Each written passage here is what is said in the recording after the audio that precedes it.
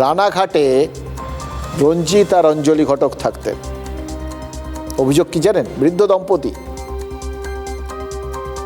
এই বৃদ্ধ দম্পতির সম্পত্তি জোর করে দখল করতে চেয়েছিল এলাকার যুব তৃণমূল নেতা দীপঙ্কর মোদক।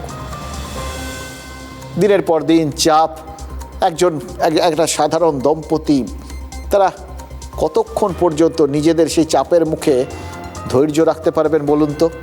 কতক্ষণ পর্যন্ত শক্ত হয়ে দাঁড়িয়ে থাকতে পারবেন? এমনিতেই তো জীবনের চাপটা বয়স্কদের ক্ষেত্রে অনেক বেড়ে যায়, তার উপর আবার রাজনৈতিক চাপ।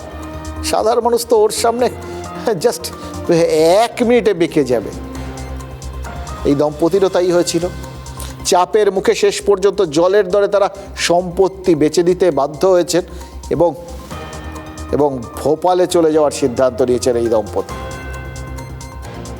ভাবুন, এদের কি আপনারা পরিযায়ী দম্পতি বলবেন এখন থেকে? কিন্তু পার্মানেন্টলি চলে গেলে তার পরিযায়ী বলা যাবে না। তাহলে কি আমাদের রাজ্যকে কাঠগড়ায় তুলে রাজ্য ত্যাগী বলবেন? এবার তারা যদি কাঠগড়ায় তোলেন, তাহলে এক্ষেত্রে তো তৃণমূলকেই কাঠগড়ায় দাঁড়াতে হবে। হচ্ছেও তাই। বিজেপি বিরোধীরা সবাই বলছে যে বাংলায় বাঙালি মধ্যবিত্ত তারা কেন এরকম অত্যাচারের শিকার হবে।